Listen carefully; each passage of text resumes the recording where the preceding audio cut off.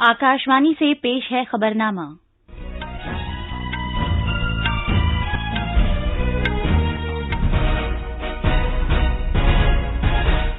आदाब। खबरनामे के साथ मैं आसिया मैमुना।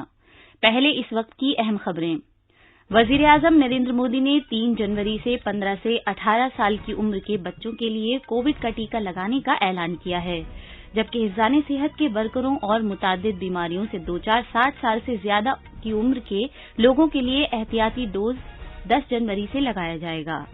भारत बायोटेक की कोवैक्सीन को 12 से 18 साल की उम्र के बच्चों में हंगामी तौर पर इस्तेमाल की इजाजत मिल गई है। मरकज ने कोविड-19 को फैलने से रोकने के लिए मुख्तलिफ शोबों से ताल्लुक रखने वाली टीमें 10 रियासतों में तैनात की हैं। असम सरकार ने आज से रियासत में रात का कर्फ्यू लगाने का फैसला किया है। वजीर-ए-आजम नरेंद्र मोदी आज सुबह दिन में 11 बजे मन की बात प्रोग्राम में अपने ख्यालात का इजहार करेंगे। पंजाब के डीजीपी ने कहा है कि लुधियाना धमाके के मुलजिमों का ताल्लुक गैर मुल्की एजेंसियों, ड्रग माफिया और खालिस्तानों से था। और हॉकी में उत्तर प्रदेश ने मर्दों की 11वीं जूनियर नेशनल चैंपियनशिप का खिताब जीत लिया है। जैसा कि आप जानते हैं, भारत कोविड से बचाव के 150 करोड़ टीके लगाने की सिमत गामज़न है। साथ ही कोरोना की नई किस्म के बारे में इत्तलात तशवीश का बाइस भी हैं। इस तनाजुर में आपसे अपील है कि जल्द से जल्द दोनों टीके लगवाएं, गफलत ना बरतें और ये 3 आसान तरीके अपनाएं। चेहरे पर मास्क लगाएं, 2 गज की दूरी बरकरार रखें और हाथ और चेहरा साफ रखने पर खास ध्यान दें। अब खबरें तफसील से। वजीर-ए-आजम नरेंद्र मोदी ने ऐलान किया है कि 15 से 18 साल की उम्र के दरमियान के बच्चों को कोविड-19 का टीका लगाने का अमल अगले महीने की 3 तारीख से शुरू होगा।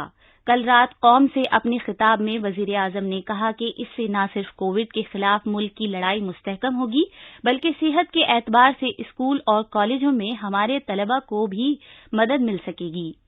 हमारे वैक्सीनेशन को जब 11 महीने पूरे हो चुके हैं, तो सारी चीजों का वैज्ञानिकों ने जो अध्ययन किया है और विश्व भर के अनुभवों को देखते हुए कुछ निर्णय लिए गए हैं। 15 साल से 18 साल की आयु के बीच के जो बच्चे हैं, अब उनके लिए देश में वैक्सीनेशन प्रारंभ होगा।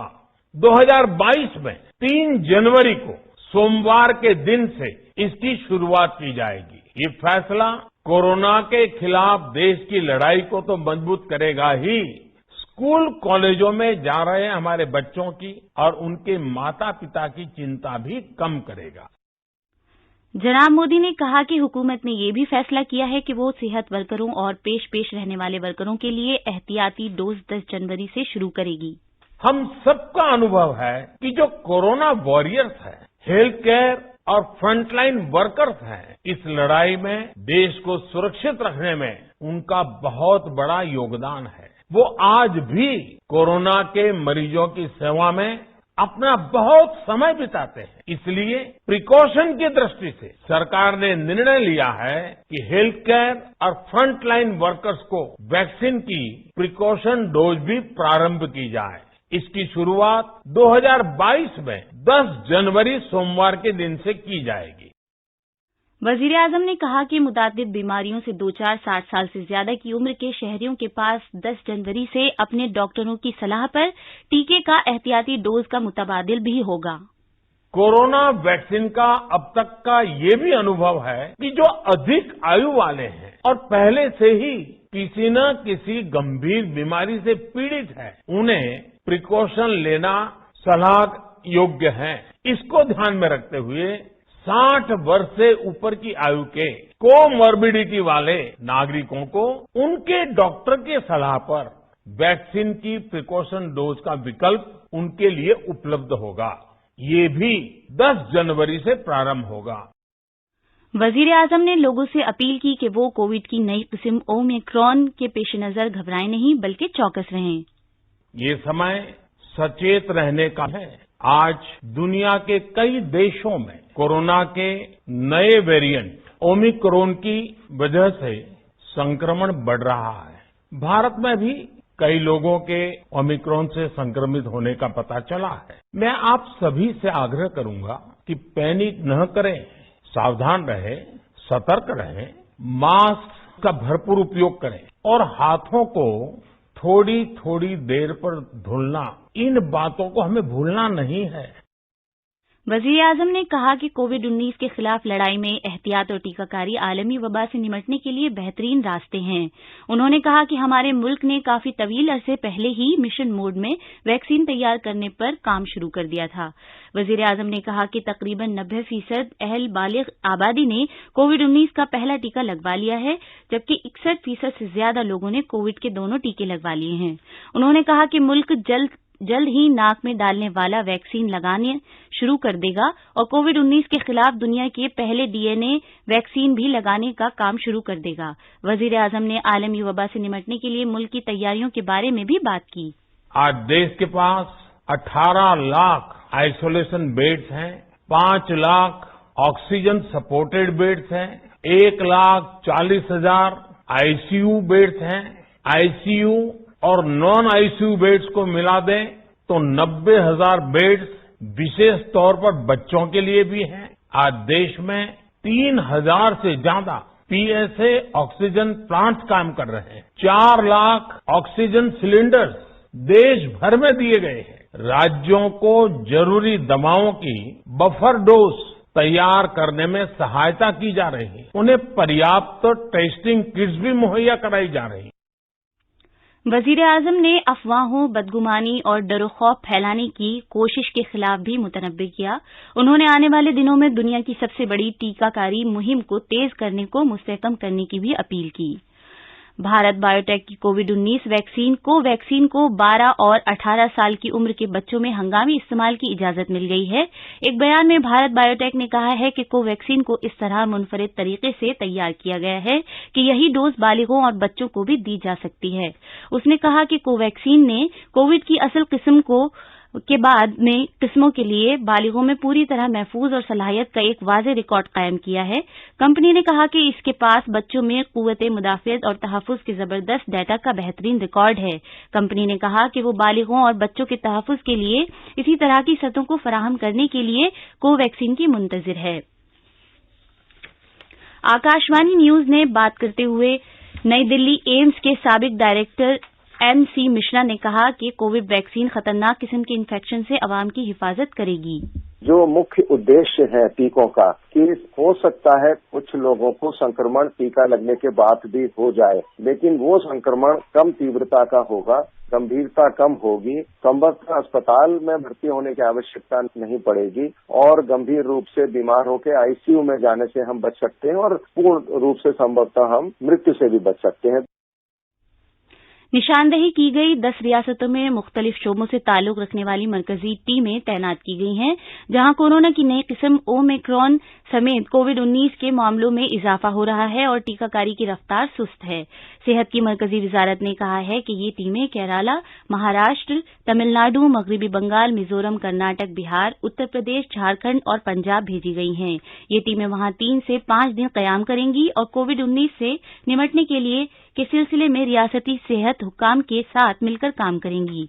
मरकजी टीमें कोविड-19 टीकाकारी की पेशरफ्त का भी जायजा लेंगी। आसाम सरकार ने कोविड-19 इन्फेक्शन को फैलने से रोकने के लिए आज से रियासत भर में रात का कर्फ्यू नाफिज करने का फैसला किया है। आसाम की आफात की बंदोबस्त की रियासती अथॉरिटी ने इस सिलसिले में देही और शहरी इलाकों के लिए एक नजरसानी शुदा मुस्तनद हिदायत जारी की है। रियासत भर में रात का कर्फ्यू रात 11:30 बजे से सुबह सवेरे 6 बजे तक नाफिज रहेगा। अलबत्ता ये कर्फ्यू इस माह की 31 तारीख को काबिले इतलाक नहीं होगा। हुकूमत के तमाम दफातर खुले रहेंगे।